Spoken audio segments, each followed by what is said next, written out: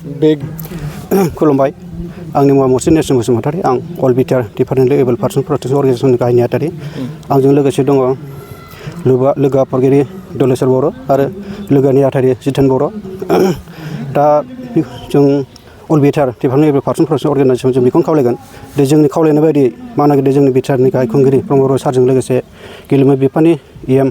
मानगोदै सार दाबासा बर' बिथांमोना जे जोंनि अर्गानाइजेसननिफ्राय जेरैबायदि जों खावलायदों बिथांमोना खावलायनाय बायदिनो जोंखौ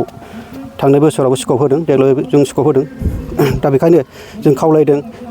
जे जोंनि हेन्डिकेपफ्रा जिरायना थायालासेनो गेलेमु बिथिङाव हारिमु बिथिङाव सोलोंथाइ बिथिङाव जों बयबो बाहागो लानांगोन मानोना जों नुदों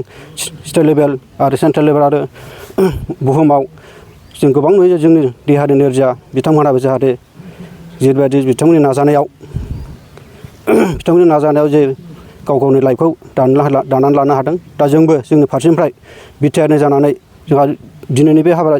हाबाफारिया थांनाय 20 थारिखनिफ्राय दिनैसिमाव जोबथा हाबाफारि आगान होबाय दा बे हाबाफारियाव जोङो बिटिआरनि मोनबा डिस्ट्रिक्टनिफ्राय जों बाहागो लादों जों बेखौनो खावलायदों जोंनि खावलायनाया बेनो जाहाथे जोंनि बिदा फंबाय बिब' बिनानाव बिथांमोनाबो जाहाथे जों जेरैबायदि गेलेमु बिथिङाव जों बाहागो लादों थिग बिदिनो बिथांमोनहाबो न'आव थायालासे गाव गावनि लाइफखौ दानायाव सोलोंथाइ बिथिङावनो होन गेलेमु बिथिङावनो होन आरो कालसार बिथिङावनो होन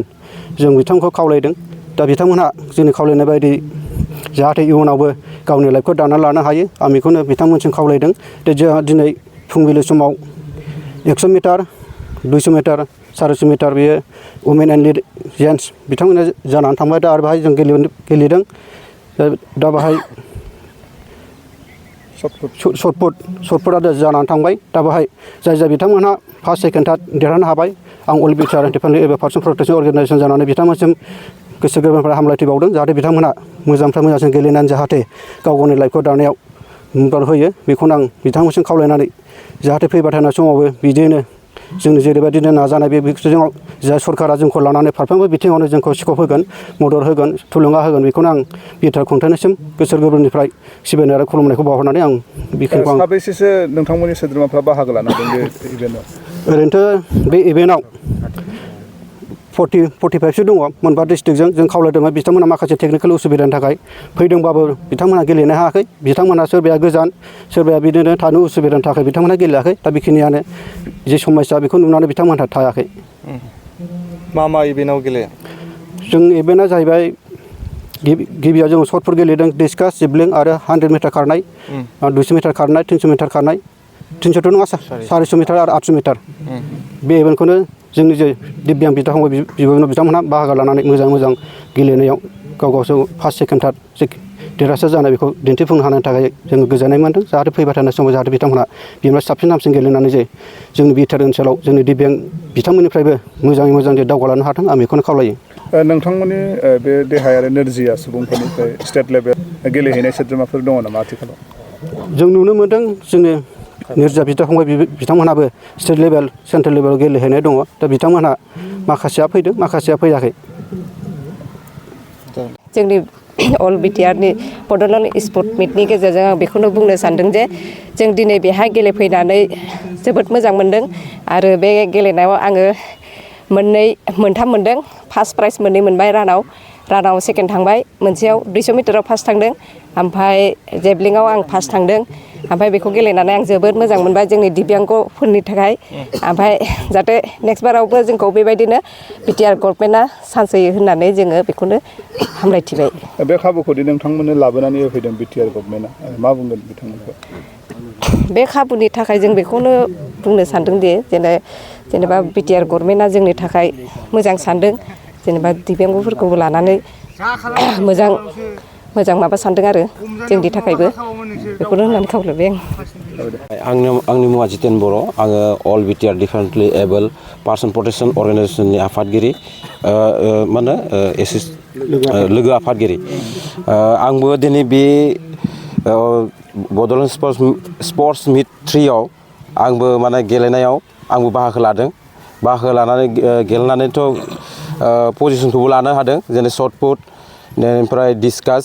आरो जेभलिनावबो मोनसे नङा मोनसे बबेबा मोनसेयाव लानो हादों आरो बेयावनो आं शर्टपुटआव फार्स्टआव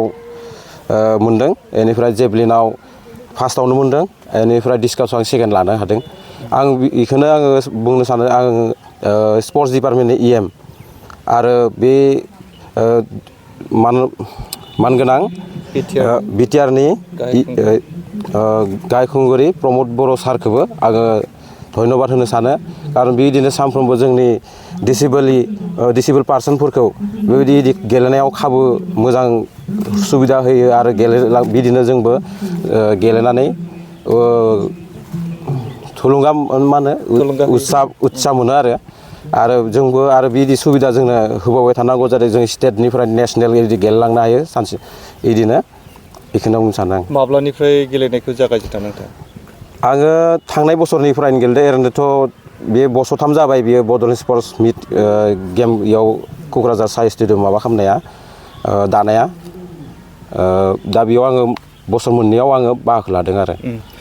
जों मिथिनो मोनो नोंथांमोना डिसेबोल अर्थात माने नोरजिया देहायारि नोरजिया। आंनि पार्सनेल जेरै जोंथ' आं डिसेबोल जानो गोनाङा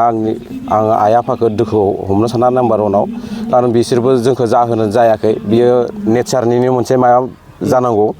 आङो अब्लाबो आङो जेबो दुखु खालामा बेखौनो आं मोनसे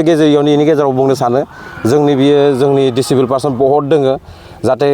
मोजां मानसिफ्रा जोंनि मानसिखौ सनमान होनानै आरो उत्साह जगायो जे